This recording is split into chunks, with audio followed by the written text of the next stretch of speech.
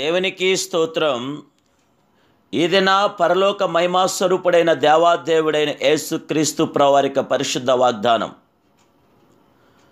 ప్రియులారా, మీరు పరదేశులను యాత్రికులై ఉన్నారు గనుక ఆత్మకు విరోధముగా పోరాడు శరీరాశలను విసర్జించి మంచి ప్రవర్తన గలవారై ఉండవలెనని మిమ్మల్ని బతిమాలుకొనుచున్నాను.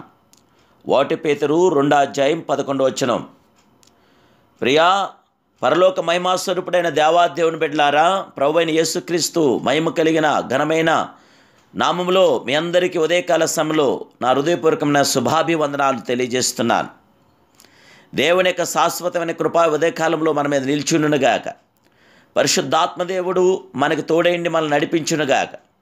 పరిశుద్ధాత్మదేవుని యొక్క ఆత్మ ద్వారా మనం బలపరచబడుదునుగాక. దేవుని బిడ్డలారా, అవును, మన ఆత్మకు విరోధముగా శరీరాశలు పోరాడుచున్నవి. అవి మన ఆత్మను మలినపరచుటకై పోరాడుచున్నవి. ఆ పోరాటమందు అపజయముందిన ఎడల ఆత్మీయ మరణము సంభవించును. పాపం వల్ల వచ్చి జీతము మరణము. పాపము చేయవాడే మరణొందునని దేవుడి వాక్యము తేటతెల్లంగా తెలియజేస్తుంది. ప్రియమైన దేవుని బిడ్డలారా, పాపమునకు దూరంగా ఉందాం. పాపం చేస్తున్నప్పుడు దేవుడికి మనం దూరమైపోతాం. పాపం ద్వారా మనం దేవుడిని సమీపించలేం. ప్రియ దేవుని బిడ్డలారా, సాతాను వంకర చేసిన జీవితాల్ని దేవుడి కృప సరిచేయగలను. సాతాను మనల్ని బలహీనపరచాలని, సాతాను మన తుత్తినీయులుగా చేయాలని, సాతాను మన పరిశుద్ధులుగా జీవించకుండా చేయాలని సాతాను వేస్తున్న అనేక ప్లాన్లు గేలములు వేస్తున్నాడు.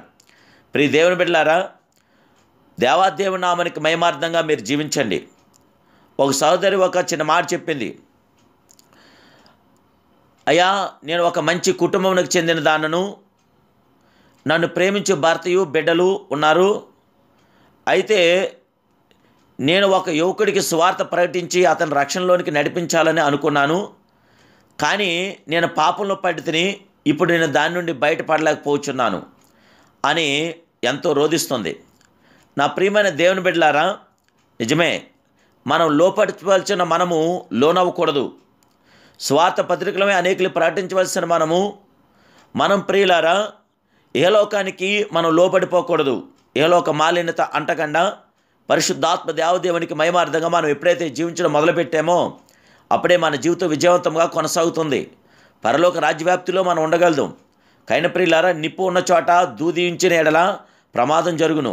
సొలొమోను జ్ఞాని ఇలా చెప్తున్నాడు, ఒకడు తన ఒడిలో అగ్ని ఉంచుకునే ఎడల వాని వస్త్రము కాలకునునా. ఆజ్ఞ అతిక్రమే పాపం.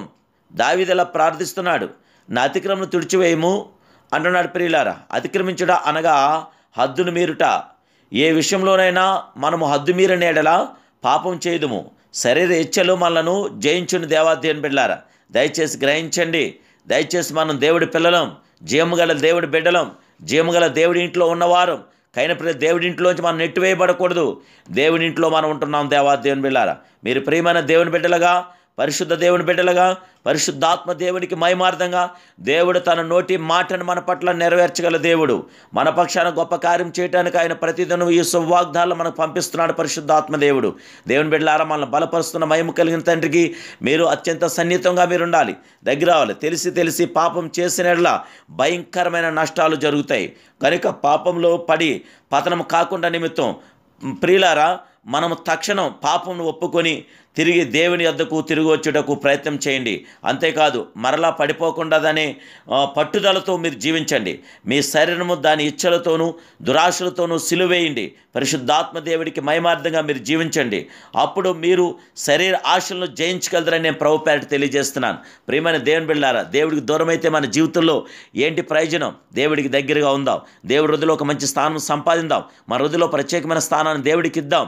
మీ దేహం దేవుని యొక్క ప్రియులార ఆలయమైనది కనుక పరిశుద్ధాత్మ దేవుడికి మహిమార్థంగా, పరిశుద్ధాత్మ దేవుడికి ఘనతగా మీరు నేను జీవిద్దామని ఈరోజు ఒక తీర్మానం అని తీసుకుందాం. ప్రతి భారంను సులువుగా చిక్కులు పెట్టి పాపను విడిచిపెట్టి విశ్వాసంను కర్తయు దాన్ని కొనసాగించేవాడు అయిన యేసుక్రీస్తు వైపు చూస్తూ మన ఓపికతో పరిగెడదాం. ప్రియ దేవుని బిడ్డలారా, మన దేవుడు గొప్పవాడు, మన దేవుడు శక్తిమంతుడు, మన దేవుడు సర్వోన్నతుడు, మన దేవుడు సమాధానకర్త, మన దేవుడు శాసనకర్త, మన దేవుడు సృష్టికర్త, మన దేవుడు మన జిగటగల దొంగూబులోంచి బయట తీసుకురాగల ఒక బలమైన క్రేన్ కనుక ఈరోజు పరిశుద్ధాత్మ దేవదేవుడికి మహిమార్థంగా మీరందరూ ముందుకు సాగాలని, ప్రభువుకి మహిమార్థంగా మనకు ఆశీర్వాదకర కుటుంబ జయాలుగా మనం జీవించాలని ప్రభుపేట మీకు తెలియజేస్తూ ఈ వాగ్దానం మీరందరూ కూడా ఈ దినాన్ని సొంతనించుకోవాలి, దేవుడు మాట చెప్పిన జీవించాలని మీకు ప్రభుపేట తెలియజేస్తున్నాను. ప్రార్థన చేసుకుందాం. మహిమ కలిగిన తండ్రి, నీ నామం మహింపరచబడగాక, నీ రాజ్యం వచ్చునుగాక తండ్రి, నీకు స్తోత్రాలు. ఇప్పుడే మీ పిల్లలైన మమ్మల్ని అందరూ మీరు జ్ఞాపం చేసుకోండి. దేవానికి స్తోత్రం. మేము పరదేశం యాత్రికులమైనా మీరు చెప్తున్నారు. నేను ఆత్మకు విరోధంగా పోరాడుతున్న శరీర సంబంధమైన దురాత్మ సొమ్ములు ఇప్పుడే దూరపరచండి. ప్రభానికి స్తోత్రం. మంచి ప్రవర్తన గల వారు మేము జీవించడానికి ఇప్పుడే మాకు మంచి ప్రవర్తన దయచేయండి.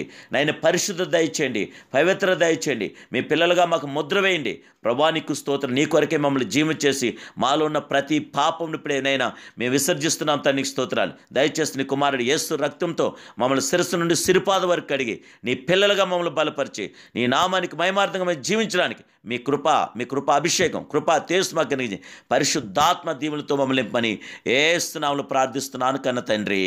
ఆమేన్, amen, amen. May God bless you.